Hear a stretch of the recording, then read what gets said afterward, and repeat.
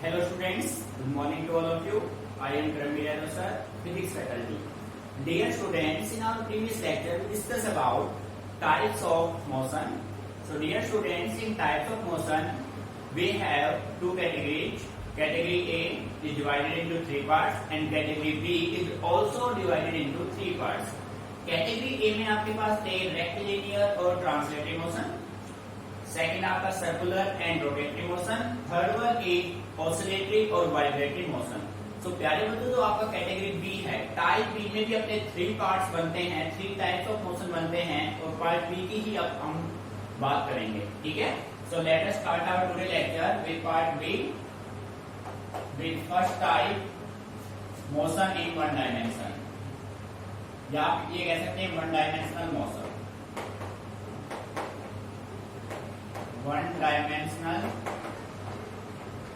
Motion. तो प्यारे बच्चों, listen carefully and complete focus on board. बेटे पहली चीजों को समझो आप अच्छे से, उसके बाद राइटिंग करना है. ठीक है, देखो वन डायमेंशनल मोशन और we can say that motion in one dimension, meaning same है.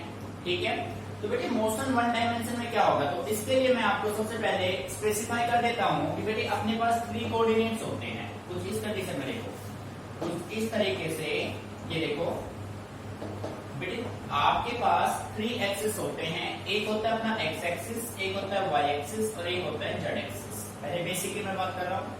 अब बेटे तीन एक्सिस है, इन तीनों एक्सिस में से मोशन या तो किसी एक डायरेक्शन में होगा, या तो एक्स में होगा, या फिर वाई में होगा, या फिर जेड में. यानी कि तीनों कोऑर्डिनेट में से फर्स्ट कंडीशन में एक कोऑर्डिनेट या तो एक्स या वाई या जेड अपनी पोजीशन को चेंज करेंगे टाइम के साथ विद रिस्पेक्ट टू टाइम. ठीक है, तो वो मोशन बन जाएगा one dimensional motion, motion in one D. ठीक है, अब बेटे मान लो इनमें से कोई दो कोऑर्डिनेट या तो एक्स वाई या वाई जेड या फिर जेड एक्स, कोई भी दो कोऑर्डिनेट अपनी पोजीशन को चेंज करे टाइम के साथ, then the motion is said to be two dimensional. नहीं समझ में आ रहा है बेटे? ठीक है, अब थर्ड सिचुएशन ये बनता है कि तीनों coordinate X B Y B and Z B, तीनों कोऑर्डिनेट टाइम के साथ अपनी पोजीशन को क्या करें, change, then the motion is said to be three dimensional. ठीक है, अब बेटे डेफिनेशन हमें कुछ रटना नहीं है, हमें चीजों को डेली लाइफ में हम कैसे उनका यूज कर रहे हैं वो चेक करना है. ठीक है, और जब आपको ये क्लियर होगा कि इस कंसेप्ट को आप डेली लाइफ में ऐसे यूज ले रहे हैं, तो बेटे वो चीजें पढ़ी नहीं जाएगी, रटी नहीं जाएगी, वो चीजें फिर अपने माइंड में अपने आप सेट हो जाएगी. भाई हम साइंस पढ़ने का जो मेन पर्पज है वो अपना है कि डेली लाइफ में हम उन चीजों को कैसे यूज में ले सकते हैं. ठीक है, तो कंप्लीट काइनेमेटिक्स का आप डेली लाइफ में यूज लेंगे और हर एक पॉइंट पे हम आपको रिप्रेजेंट करेंगे कैसे आप काइनेमेटिक्स का यूज अपने डेली लाइफ में कर रहे हैं. ठीक है, तो बेटे अब ये ध्यान से देखिए, आपके पास थ्री एक्सिस होते हैं, थ्री कोऑर्डिनेट होते हैं, एक एक्स होता है, एक वाई और एक जेड. ठीक है, अब इन तीनों के बेस पे हम डेफिनेशन सोल्व करेंगे. राइट, सो सबसे पहले अपने पास ना वन डायमेंशनल मोशन, और इसी को आप कह सकते हैं मोशन इन वन डायमेंशन. ठीक है, मीनिंग सेम होगा. सो प्यारे बच्चों, इसकी जो डेफिनेशन की हम बात करें तो हम कह सकते हैं motion in a straight line. ठीक है, या भी कह सकते हो motion of a body, motion of a body along a straight line, along a straight line is called one dimensional motion. बेटे वन डी मीन्स होगा वन डायमेंशनल मोशन. ठीक है, और इसी में बेटे क्या होगा, only one coordinate, only one coordinate changes its position with time. बेटे ध्यान से समझिए, motion of a body along a straight line, यदि कोई बॉडी बिल्कुल स्ट्रेट लाइन में चल रहा है तो उसका जो मोशन होगा ना वो कौन सा होगा, वन डायमेंशनल मोशन होगा. या आप सेकंड वे में कह सकते हैं आपके पास थ्री कोऑर्डिनेट है एक्स वाई एंड जेड. बेटे इन तीनों कोऑर्डिनेट में से यदि एक कोऑर्डिनेट अपने पोजीशन को चेंज करे टाइम के साथ, या तो एक्स में या वाई में या फिर जेड में, तो कौन सा मोशन होगा? वन डायमेंशनल मोशन होगा। ठीक है, अब इसके लिए आप एक एग्जांपल लीजिए। मोशन ऑफ ए बस on a straight level road. ठीक है भाई, मान लीजिए कोई एक बस बिल्कुल स्ट्रेट जा रहा है, वो रोड पे बिल्कुल स्ट्रेट जा रहा है, तो उसका जो मोशन होगा वो कौन सा मोशन होगा? बेटे वो आपका होगा वन डायमेंशनल मोशन होगा। नहीं समझ में आ रहा है? ठीक है, so one D motion clear. अच्छे से कॉपी कीजिए।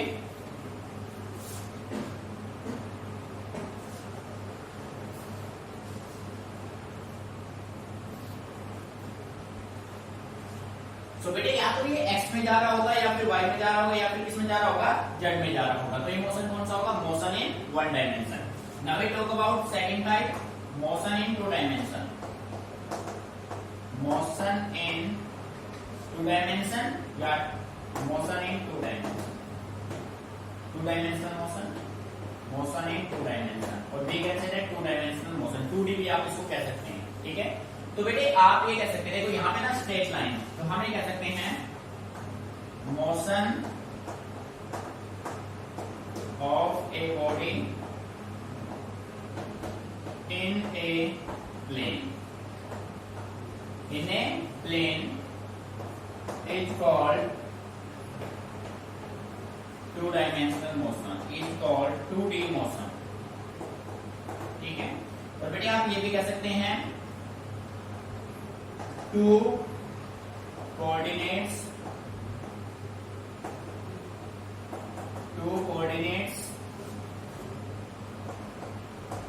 changes its position with time, देखो क्या रहेगा? बेटे कंडीशन ये है कि आपके पास सिचुएशन है, अब या तो आप एक्स वाई को इंक्लूड करेंगे तो एक प्लेन बनेगा, या आप एक्स जेड को इंक्लूड करेंगे तो एक प्लेन बनेगा आपका, या आप वाई जेड को इंक्लूड करेंगे तो आपका एक प्लेन बनेगा। यानी तीनों ही सिचुएशन में एक प्लेन आप बना रहे हो। यहाँ से नहीं समझ में आ रहा है? तीनों ही सिचुएशन में आप एक प्लेन क्रिएट कर रहे हैं, तो इसी वजह से हम कह सकते हैं motion in plane, simple way में आप कह सकते हैं motion in plane is called two dimensional motion, और we can say that two coordinate changes its position with time. या तो बेटे होगा एक्स वाई, या होगा वाई जेड, या फिर होगा एक्स जेड, यानी कोई भी दो कोऑर्डिनेट अपनी पोजीशन को चेंज करे टाइम के साथ। अब देखो बेसिक एग्जांपल लेते हैं। बेटे आप मान लीजिए बीटी रोड पे हैं और किसी बस में आप ट्रेवल कर रहे हैं, तो आप देखते हैं जो बस है पहले वो बिल्कुल स्ट्रेट जा रहा था, स्ट्रेट जा रहा था, कौन सा मोशन था? One dimensional. जैसे ये बस एक बीटी रोड पे आया तो अब ये बस कुछ इस तरीके से फॉर्मेशन करता है। इस तरीके से फॉर्मेशन जब बस करेगा तो बेटे कितने कोऑर्डिनेट चेंज हो रहे हैं इसके? Two coordinate change with time, right? So example आप ले सकते हैं। फॉर एग्जांपल आपका होगा मोशन ऑफ ए बस, मोशन ऑफ ए बस ऑन ए बिजी रोड। ठीक है, सेकेंड एग्जांपल आप ये ले सकते हैं motion of A train, motion of A train on a circular level track.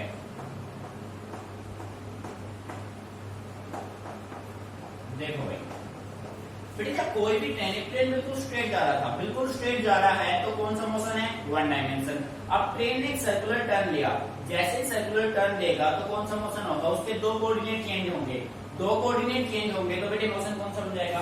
To dimension. Meaning समझ में आ रहा है? ठीक है, तो यानी एक कोऑर्डिनेट चेंज हो तो वन डायमेंशनल, दो कोऑर्डिनेट चेंज हो तो two dimensional, all the three. अब थ्री की बात करें तो बेटे नेक्स्ट वन आपके पास बनेगा नंबर 3 पे, three dimensional motion, three dimensional motion. देखो भाई थ्री डायमेंशनल, तो सिंपल वे में आप ये कह सकते हैं motion of a body in space. बड़े मेन वर्ड क्या है? Space. Motion of a body in space is called 3D motion, 3-dimensional motion. Meaning के लिए बेटे ये वर्ड इंपॉर्टेंट है, मोशन इन स्पेस. और we can say that all the three coordinate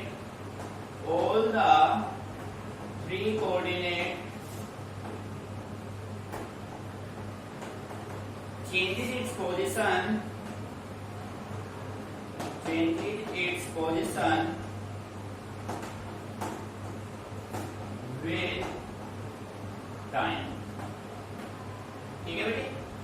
भाई अगर तीनों ही coordinate X B Y B और जेड बी तीनों कोऑर्डिनेट अपने पोजीशन को चेंज करें टाइम के साथ, then motion is said to be 3 dimensional. ठीक है. अब बेटे इसका एग्जांपल आप देखिए, स्पेस की बात कर रहा है, एयर की बात कर रहा है.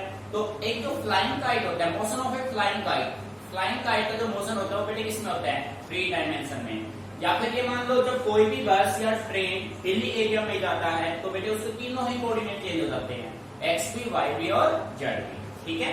सो एग्जांपल इसमें आप ले सकते हैं. Example first, motion of a flying kite. बेटे मेन है example, motion of a flying kite. ठीक है. सेकेंड आप ले सकते हैं मोशन ऑफ ए बस और ट्रेन ऑन हिली एरिया. ठीक है भाई. बेटे motion of a flying kite, motion of a bus और ट्रेन ऑन हिली एरिया. ठीक है. यहाँ पे कैसे थे, अब जिस पेन से आप लिख रहे हैं ना, राइटिंग करते टाइम आपके जो पेन का जो निब होता है वो भी बेटे कौन से मोशन में होता है? वो भी आपका 3 डायमेंशन, तीनों कोऑर्डिनेट चेंज करता है. Motion of the tip of a pen during writing. Third example पे आप दे सकते हो, मोशन ऑफ ए टिप, या आप इसको कह सकते हैं nib of a pen while writing या ड्यूरिंग राइटिंग.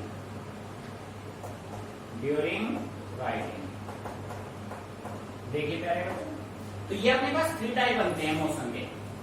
एक कोऑर्डिनेट चेंज हो स्ट्रेट लाइन में होगा, 2 कोऑर्डिनेट चेंज प्लेन में होगा, तीनों ही कोऑर्डिनेट चेंज हो जाएंगे. इसमें होगा स्पेस में. तो बेटे इस तरीके से मोशन के अपने पास टाइप्स की हम बात करें तो 2 कैटेगरी बनते हैं. फर्स्ट कैटेगरी में अपने पास 3 टाइप बनते हैं, rectilinear, translatory, circular, rotatory, vibratory, oscillatory. B type में भी अपने पास 3 टाइप बनते हैं, 1 डायमेंशनल, 2 डायमेंशनल एंड 3 डायमेंशनल. बेटे रटना कुछ नहीं है, चीजों को एग्जांपल से लेके चलो. मान लीजिए कोई एक बस बिल्कुल स्ट्रेट चल रहा है, या तो वो एक्स में जा रहा है या वाई में या फिर किस में जा रहा है? जेड में. इट मींस एक ही कोऑर्डिनेट को चेंज कर रहा है टाइम के साथ. ठीक है. तो वो बनेगा 1 डायमेंशनल. क्लियर. अब वही बस आपका जो बिल्कुल स्ट्रेट जा रहा था वो एक बिजी रोड पे आ गया. जैसी बस बिजी रोड पे आएगा, वो पहले ऐसे जा रहा था, अब वो थोड़ा ऐसे होगा.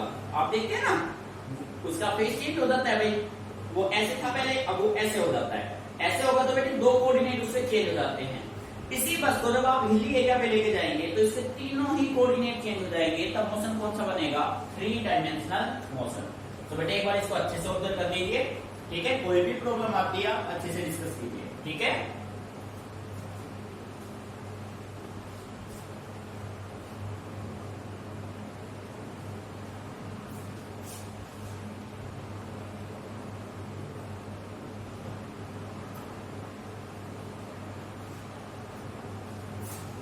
So students, now we talk about our next topic.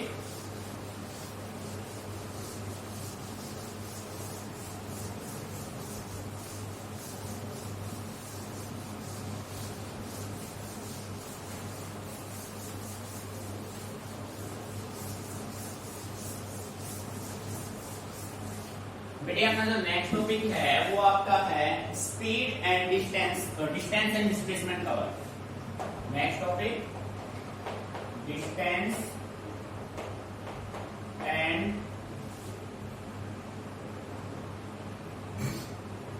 Distance and displacement covered. बेटे देखो, एक अपने पास होगा डिस्टेंस, एक अपने पास होगा डिस्प्लेसमेंट, ठीक है।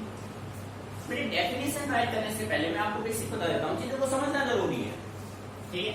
अब मान लो आपके पास ये कोई पॉइंट है ए, आप पॉइंट पे समझना ध्यान से, पहले डेफिनेशन बाद में क्रिएट करेंगे।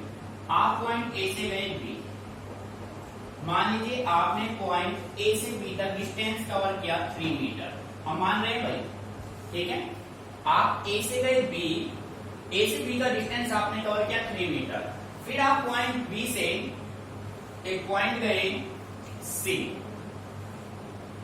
यहां पे एक पॉइंट आ गया सी, तो बेटे बी से सी का आपने डिस्टेंस कवर किया 4 मीटर, ठीक है। ए से आप बी गए, बी से आप सी गए, बात समझ आ रही, ठीक है। अब आप देखो आपके पास पॉइंट आपको ए से सी पे जाना है, ए से कहां जाना है, सी पे। तो बेटे आपके पास दो रास्ते हैं, या तो आप ए से बी जाओ, बी से कहां जाओ, सी, ठीक है, आप सी पे चले जाएंगे। सेकंड ऑप्शन ये है कि आप बिल्कुल यहां से ना सी पे चले जाओ, आप सीधे कहां पे चले जाओ, सी पे चले जाओ।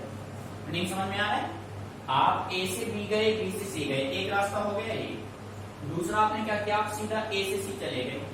तो बेटे शॉर्टेस्ट पाथ कौन सा हुआ आपका, ए से सी। भाई ए से आप गए सी, जो कि आपका कौन सा पाथ हुआ, शॉर्टेस्ट पाथ। बेटे ध्यान से समझना, एक आप ए से गए बी और बी से आप गए सी, अब ये शॉर्टेस्ट पाथ है, this is longest path. Longest path कैसा पाथ है भाई, लॉन्गेस्ट पाथ। नहीं समझ में आ रहा है? तो बेटे आप ये मान लीजिए, ये समझ लीजिए, जो शॉर्टेस्ट पाथ लेंथ होगा ना वो आपका डिस्प्लेसमेंट होगा, और जो आपका एक्चुअल पाथ लेंथ होगा ना वो आपका क्या होगा, डिस्टेंस। मीनिंग समझ में आ रहा है? यानी कि आपका इनिशियल पॉइंट और फाइनल पॉइंट का जो डिस्टेंस होगा that is said to be, जो इनिशियल और फाइनल का जो लेंथ होगा वो आपका हमेशा होगा डिस्प्लेसमेंट, और जो आपका एक्चुअल पाथ लेंथ होगा दैट इज डिस्टेंस। नहीं समझ में आ रहा है? तो बेटे अब करते हैं इनके डेफिनेशन की बात। क्लियर? ध्यान से समझना है बिल्कुल। तो बेटे सबसे पहले हमने हेडिंग बनाया distance.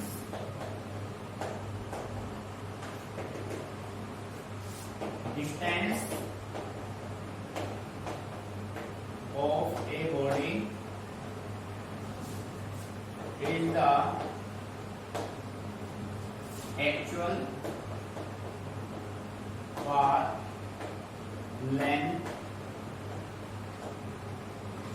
path length of the body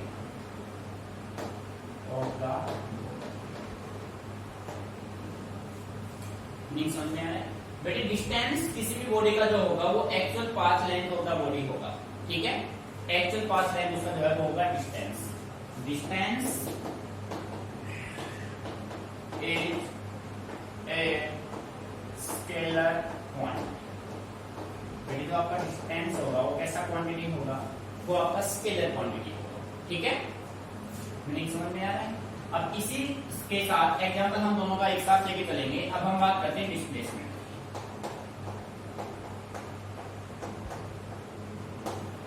displacement तो डिस्प्लेसमेंट आपका होगा ना, displacement is the displacement of a body is the shortest path length. Shortest path length of the, ठीक है बेटे। डिस्प्लेसमेंट क्या होगा, शॉर्टेस्ट पाथ लेंथ, और ये आपका क्या होगा, एक्चुअल पाथ लेंथ, ठीक है। डिस्प्लेसमेंट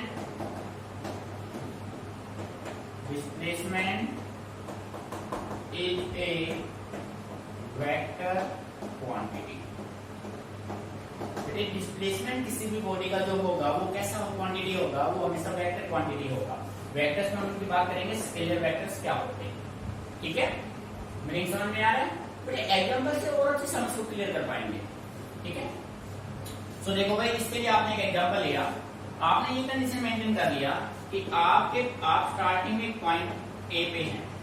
ठीक है बेटे, अब ए से आप गए पॉइंट बी पे, आपने डिस्टेंस कवर किया 3 मीटर, ए से बी पे गए बेटे, बी से फिर आप चले गए सी पे, फिर आपने डिस्टेंस कवर किया 4 मीटर।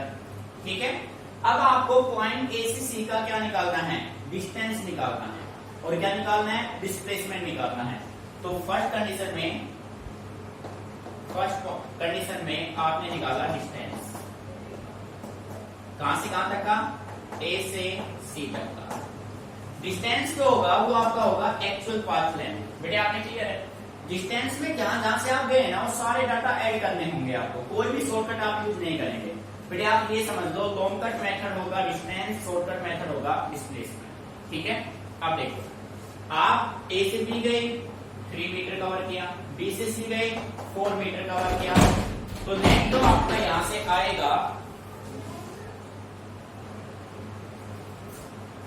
सो स्टूडेंट्स देखिए, आपने डिस्टेंस फाइंड आउट करना है पॉइंट ए से सी का, तो एक्चुअल जो पाथ लेंथ है आपका 3 metre plus 4 metre equal to 7 metre जो होगा वो आपका क्या आएगा, डिस्टेंस। ठीक है, अब बेटे सेकंड केस में आपको यहीं पे फाइंड आउट करना है डिस्प्लेसमेंट।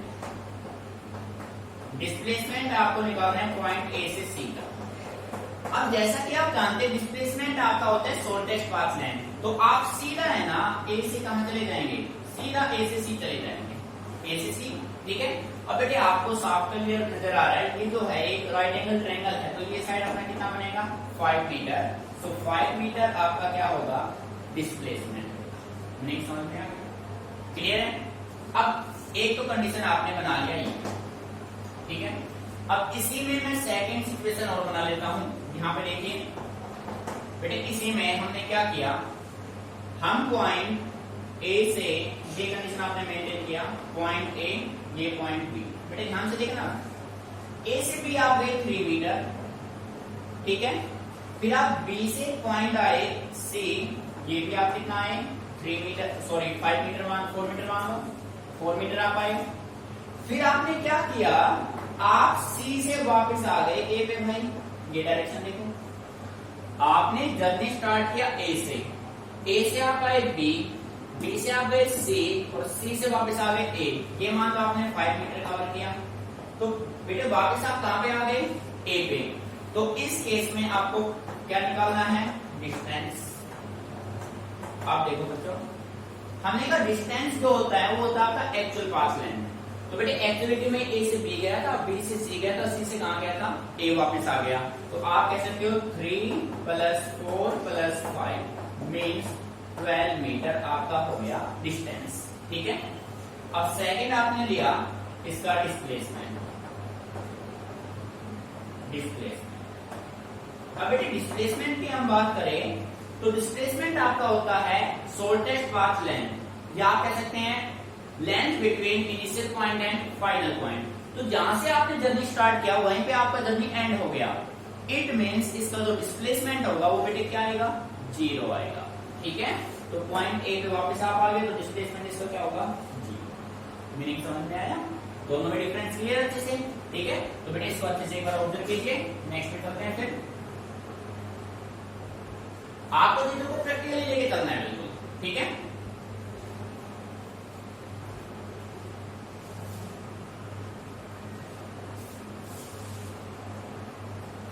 तो बेटे अब इसको रख कर लेते हैं, क्लियर। अब हम इन दोनों को डीपली समझते हैं, भाई डिस्टेंस और डिस्प्लेसमेंट है क्या। ठीक है, तो बेटे नेक्स्ट हम टॉपिक करते हैं difference between distance and displacement. So next heading बना लीजिए, डिफरेंस बिटवीन डिस्टेंस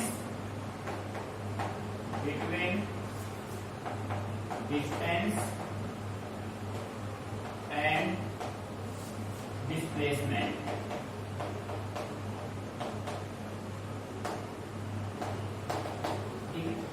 फिर इन दोनों को बारीकी से समझते हैं कि डिस्टेंस और डिस्प्लेसमेंट में बेसिक डिफरेंस क्या है। ठीक है, आप देखो भाई, ये आपने दो कॉलम बना लिए, बेटे फर्स्ट कॉलम में आप यहाँ पे रखो डिस्टेंस और राइट कॉलम में आप रखेंगे डिस्प्लेसमेंट। ठीक है, तो प्यारे बच्चों यहां पे आपने रखी सीरियल नंबर। फर्स्ट आपने यूज किया डिस्टेंस में। फर्स्ट इनका हो जाएगा डेफिनेशन, इनके डेफिनेशन आप नोट कर देंगे, डिस्टेंस का डेफिनेशन और डिस्प्लेसमेंट का डेफिनेशन। ठीक है, तो फर्स्ट पॉइंट आप यहां पे नोट करेंगे कि डेफिनेशन। सेकंड पॉइंट होगा distance is a scalar quantity. Distance कैसा क्वांटिटी है भाई? स्केलर। तो भाई ये स्केलर है तो ये कैसा होगा? Vector. Displacement is a vector quantity. ठीक है भाई, बेटे डिस्टेंस स्केलर है तो डिस्प्लेसमेंट आपका क्या होगा? वेक्टर क्वांटिटी होगा। First point clear. सेकेंडली आपने चेक किया था भाई एक एग्जांपल से, डिस्टेंस जो होगा, distance is always greater than and equal to displacement.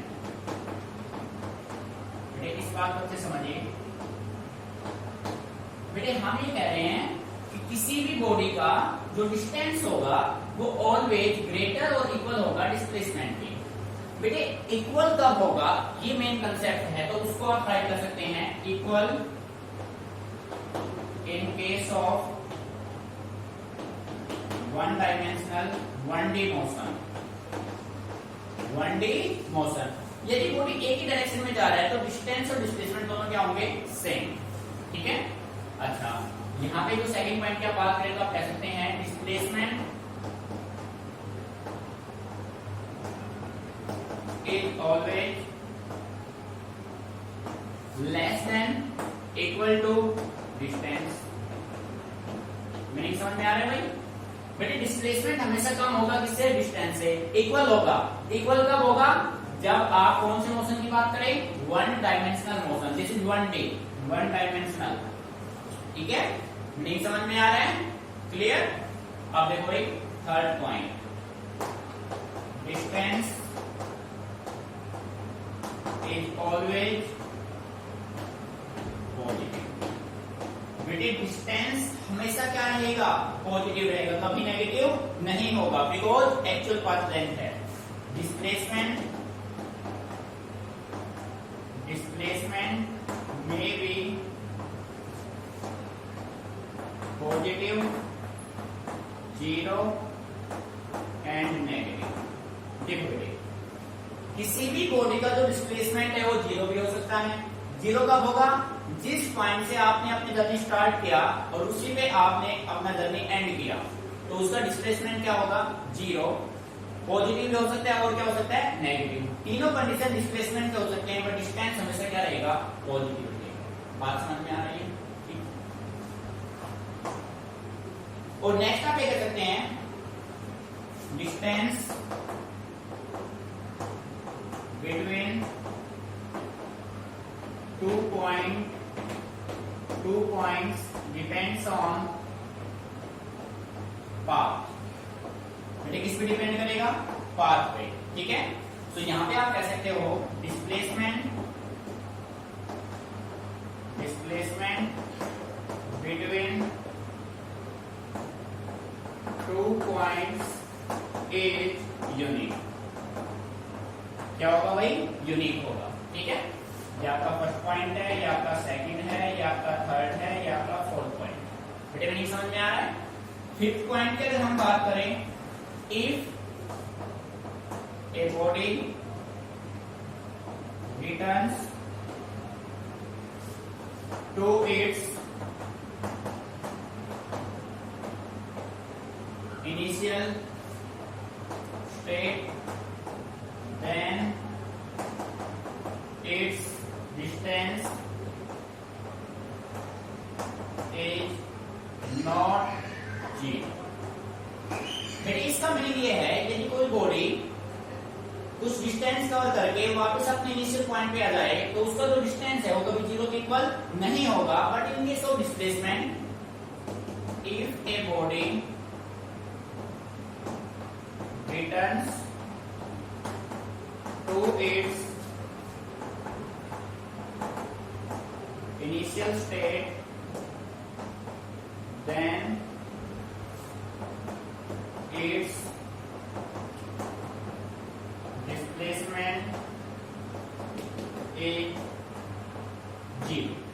बेटा एक एग्जांपल आप ले सकते हैं जो अभी आपने रिसेंटली लिया है, आपने लिया ये एग्जांपल आपने अभी यूज किया है।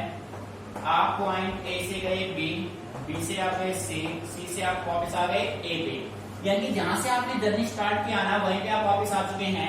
तो इस केस में ये मान लो 3 है, ये 4 है, ये 5 है। इस केस में जो डिस्टेंस होगा वो आपका कितना होगा, 3 + 4 + 5 = 12 मीटर। और इस केस में जो डिस्प्लेसमेंट होगा बेटे वो आपका किसके बराबर होगा, 0। मीनिंग समझ में आ रहा है? Any doubt? क्लियर बेटे?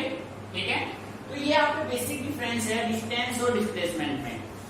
ठीक है, तो प्यारे बच्चों अच्छे से इसको ऑब्जर्व कीजिए, एक एक पॉइंट को समझ के आपको करना है, कुछ भी रटाफिकेट नहीं करना है।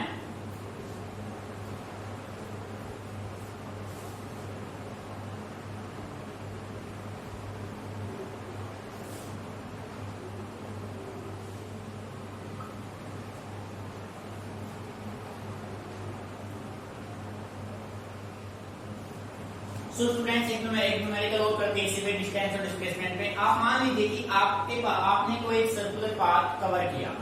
इस सर्कुलर पाथ में बेटे ये हो गया इसका डायमीटर, ये भी इसका हो गया डायमीटर। इसको नाम आपने दिया ए, इसको नाम दिया बी, इसको नाम दिया सी, इसको नाम दिया डी।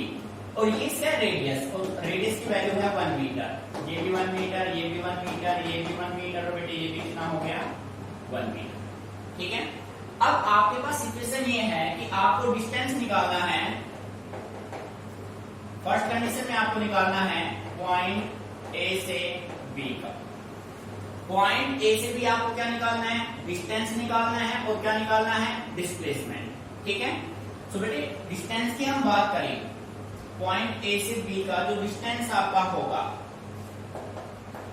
पॉइंट ए से बी का जो डिस्टेंस होगा वो आप देखो बेटे। कंप्लीट की हम बात करते हैं तो कंप्लीट का पॉइंट ए से वापस पॉइंट ए तक इसका सर्कमफ्रेंस होता है 2πr। ठीक है, ये कौन सा पार्ट है, 4th पार्ट है। तो आप इसको कह सकते हैं डिस्टेंस जो होगा वो होगा 2πr/4।